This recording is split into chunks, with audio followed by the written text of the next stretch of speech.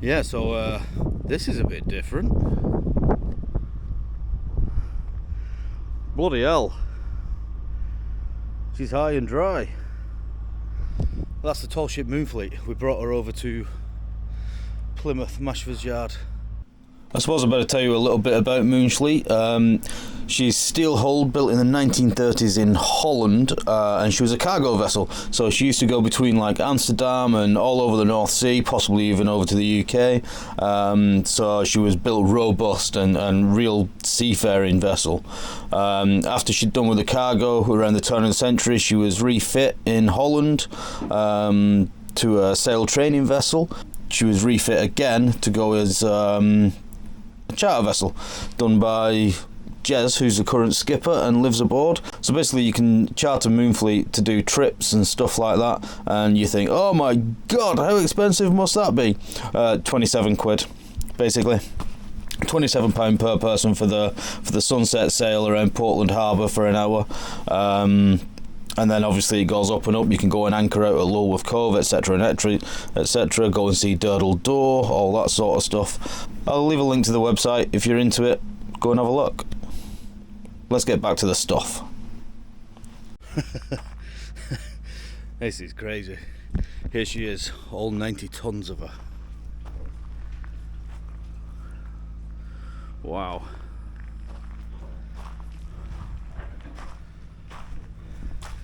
You see here, the anodes worn away. We've come in to replace these and do bottom paint. Big old massive anodes on her. You can see her sat down there. She's just sat on that blade of a keel. That's literally all that's holding her up. I'll take you up top and show you how they got it to do this and not fall over in a little while, but let's go and look down the ship.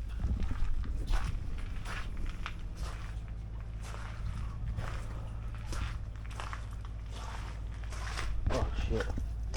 Oh, it's very muddy. Whew. It's a little bit muddy and deep, but we're at the back of the ship. Huge propeller. Can't get any closer because it's a bit manky and I've only got trainers on. But, right, I can't get closer. That's got to be, I don't know, 3 feet at least. This is for anti-cavitation across the top, and the rudder is at least, I don't know, 2.3 metres I'd say. You can see the bottom of Mini Moonfleet, the tender at the back. Incredible, isn't it? More anodes down this end that have been wearing out and need replacing. The old bolts for some old anodes. See the ones on the thingy. Prop's not in too bad nick really. It's not been in the water for a year. Although we did do sort of, don't know how many hours bringing her over the other day, so yeah. And yeah, so all this fills up obviously. That's the entrance to, that goes down to Plymouth and stuff. Yeah. Crazy.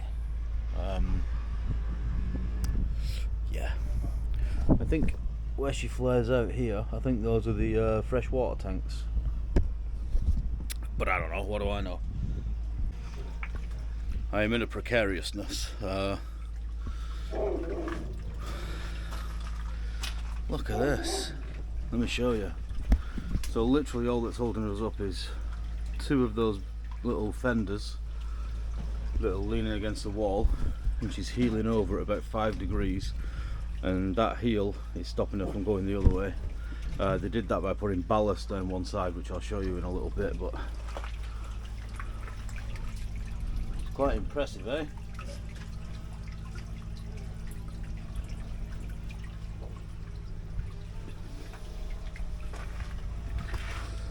You get down to the dolphin striker, big old bowsprit.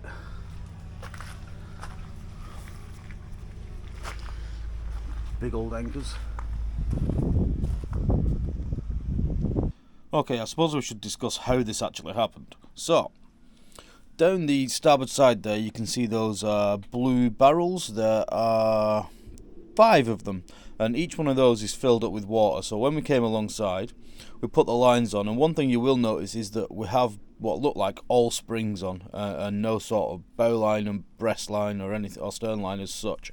It's done all with spring lines, and that's because as the boat drops the few meters, they need long lines to take up the slack and enable the boat to drop. She can't just sort of have a breast line on, because that'll hold the starboard side up, which will push the keel under the boat, and then she'll fall over, basically, which has actually happened once, which was exciting, apparently. So yeah, they fill these up with water, put them all on the starboard side, and then as the tide goes out, she's already listing by 1 or 2 degrees just with that ballast over on the side, and then as she comes down, the keel sits down on the sand, and she's already leaning over, so she just leans onto the wall where there are 2 round fenders which sit against the wall. She sits on those, tide goes out, she sits there. Yeah, it was pretty interesting to watch. Ahoy! I'm back on my own boat now, just editing this video. Yeah, it was absolutely crazy being underneath that boat. So obviously I've only ever seen Moonfleet alongside and stuff like that, and she's a big tub. She's 24 meters, something like that. So she's a little whopper, 90 tons. So it was very, very strange being basically stood underneath her, but it was exciting. So did a 2-day trip down there from here in Portland over to Mashfords, which was all filmed. But I'm putting this one up first, and then I'll do the voyage ones, passing Line Bay and getting a bit of a roll on and stuff like that. It was all good fun. Yeah, so those will be coming up. In terms of me, I'm just doing work on the boat. Nothing major, just bits and pieces and stuff, boat stuff. But yeah, like and subscribe and all that nonsense. You know, subscribing's free. Somebody said the other day, oh, how much does it cost to subscribe? Nothing. It doesn't cost anything. Just click the button and it really helps me out. Yeah. Auf Wiedersehen.